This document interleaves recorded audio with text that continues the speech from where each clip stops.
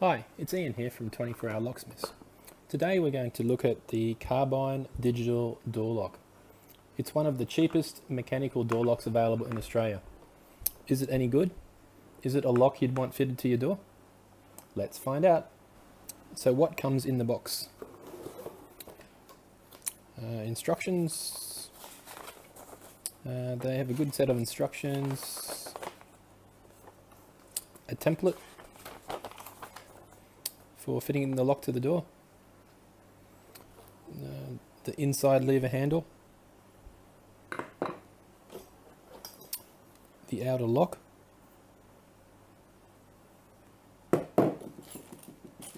It's your Allen key, the little spindle, and all the screws needed for assembly of the lock. That's the strike and the little strike box. It's the cover that goes around the outside of the lock. And the latch.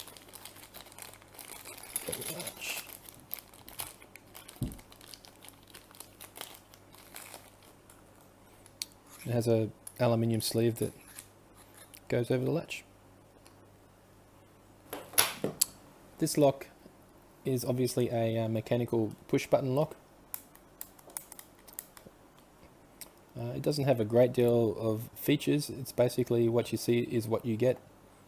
You push the buttons, press clear, turn the knob, resetting the combination, inside lever handle, no buttons or turn snibs or anything. It's always a release.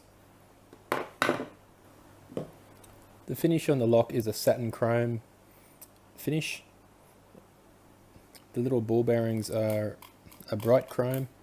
The little button, clear button, is a bright chrome.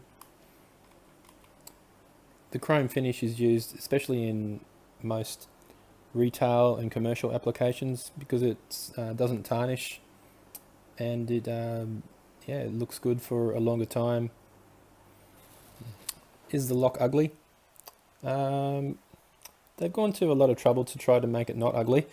They've got the pattern on the front. Don't know if you can see that. Goes around the little line, goes around there. But the lock is kind of chunky. It is heavy too. But ugly? No, not really ugly. But it does take up, it does command a view on the door. The inside handle's probably a bit better looking, but even it does stick out a little bit. But it's quite good looking for a commercial lock, especially. How easy is the lock to fit? This is the template that comes with the lock. It's actually what you do with this is you put it on the door. You work out if your door is a 60mm or 70mm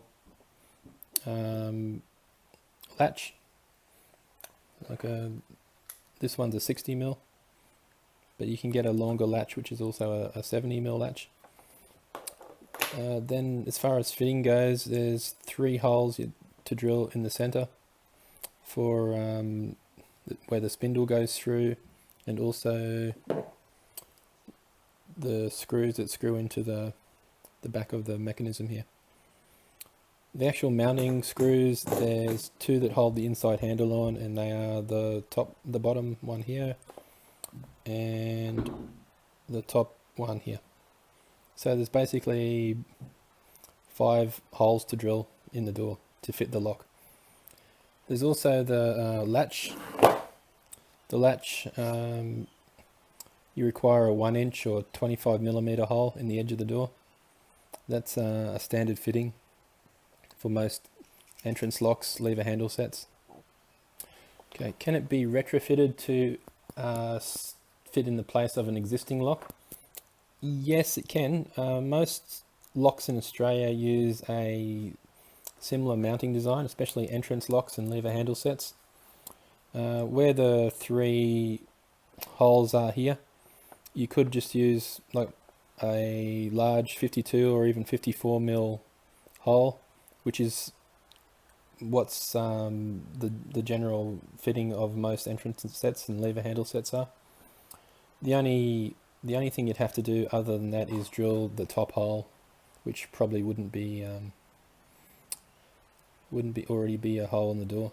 So you'd probably have to drill one more hole to fit this in place of an existing entrance set or deadlock even. Of course, the other thing you could do is fit it above or below the existing lock if that's suitable to the door. This lock can be fitted to inward or outward opening doors simply by reversing the latch. The lever handle on the inside of the lock is suitable for fire exit doors.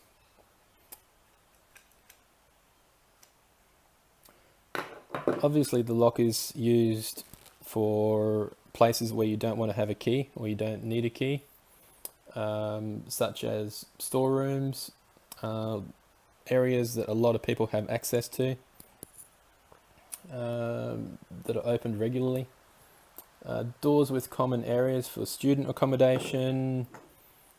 You could use it on a house door, especially for instance if kids are out at school, they don't want to carry a key. Can be used on a gate. It's not designed to be weatherproof, but it can even be used, in an area that's in the weather. It probably wouldn't last as long, it'd have a lower lifespan, but it can be used in that sort of situation, but a sheltered gate would be better. It can be used in special care access. If an elderly person has a carer coming to look after her or emergency services, they don't require a key.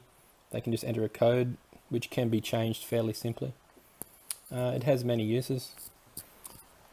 Security, on the outside of the door, this is basically what you see. There's no holes, there's no way to bypass the actual outside mechanism. The only way in is to enter the code, so if you've got the code you can get through the door. The actual latch, which is sometimes a weak point on locks, it uses a fairly standard dead latching latch, so that when the door is closed you can't put a card through and open the latch. Okay. The older style locks of this type of mechanical lock, you had square buttons. The square button locks were easy to manipulate. What you could do is you could sort of turn the handle and feel for the code. If you knew what you were doing, you could work out the code fairly easily just by feeling and turning and getting the code. It used to take under 5 minutes, and it was fairly easy to open these locks. This lock, however, I've been trying to manipulate it and it just doesn't work. The round buttons probably have a lot to do with it, but I think there's also the mechanism inside is a lot different, and it's designed not to be manipulated. When you feel the buttons on this lock, there's just no difference to any other button. They all feel the same. So there's no easy way to tell the code. So manipulation, as far as manipulation goes, it's I can't manipulate it, so it's got a pass from me on manipulation. Okay, so how many codes are there? Quite a few actually. The code can be entered in any order, so you don't have to enter it in any particular order. You can just enter it however you like, as long as the numbers are pressed on the keypad. So not as most electronic locks, the numbers have to be entered in a certain order. This lock, you can enter them any way you want, as long as the numbers are pressed.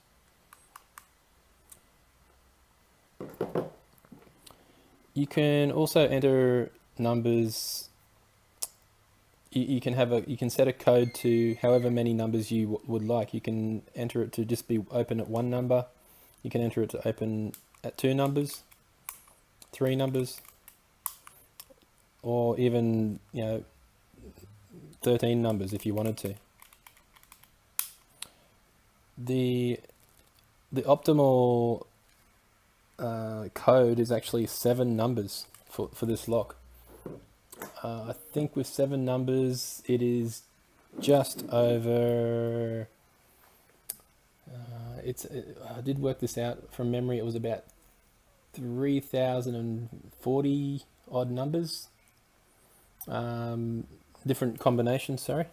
So if you enter a 7 number combination, there's about 3040 possible combinations. With a 6 number combination, there was about 3000 possible combinations. With a 5 number combination, there's about 2000 possible combinations.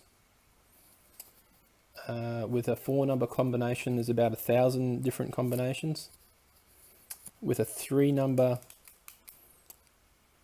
code, there's about 350 combinations. With a 2 number code, there's about 90, I think it was. And obviously with a 1 number code, there's 14 different combinations. So if, for instance, you've got a 6 number combination and you're trying to enter the code once every 5 seconds, so 1, 2, 3, 4, 5, 6, and test. You can do that in about 5 seconds. It would take you about 4 hours, just over 4 hours, to try every combination. Obviously the problem is you don't know if it is a 6 number combination or a 7 number or an 8 number or a 5 number or a 3 number, so you can sort of multiply that time taken to check each number. It could take you a long time to work out the code for this lock. Okay, changing the code on these locks is fairly simple. To change a code, you've got to take the lock off the door. Basically, when the lock is fitted to a door, the 2 inside screws, 1, 2, you just undo them and pull the face off the lock, the front part.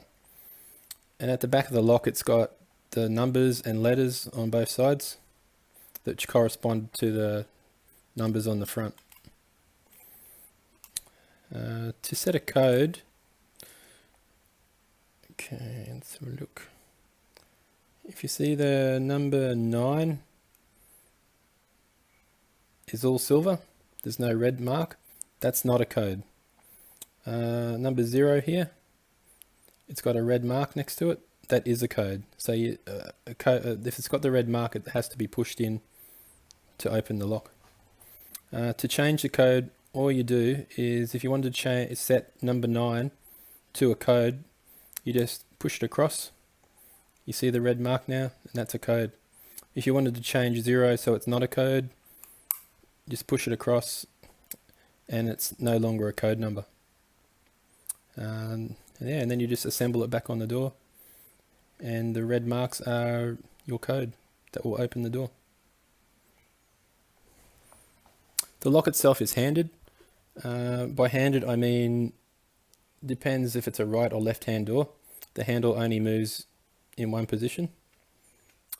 To change it, you can change it to change the handing from a right to a left or a left to a right.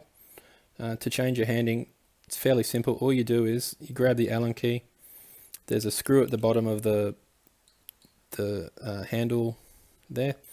You just loosen off the screw.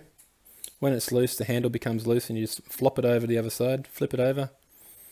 And also this screw here, you unscrew that and put it in this side, and then that changes the handing from a right hand door to a left hand door, or vice versa. So is this lock a good lock to have on your door? Well, it depends on the situation. If you want a keyless lock, this is probably a good choice. It's much harder to manipulate than the older square button Lockwood mechanical locks. It's got a fair, it's going to take you a fair amount of time to try every combination. It'd probably drive any criminal insane. It's well made. It's a heavy, well made lock. It's probably depends on your situation, whether you want it fitted to your door. But if you want a keyless lock that's got no wiring, easy to install, easy to change over, fairly simple to change your combination, this is not a bad lock at all. Carbine have done a good job in making these locks and making them available to the Australian market.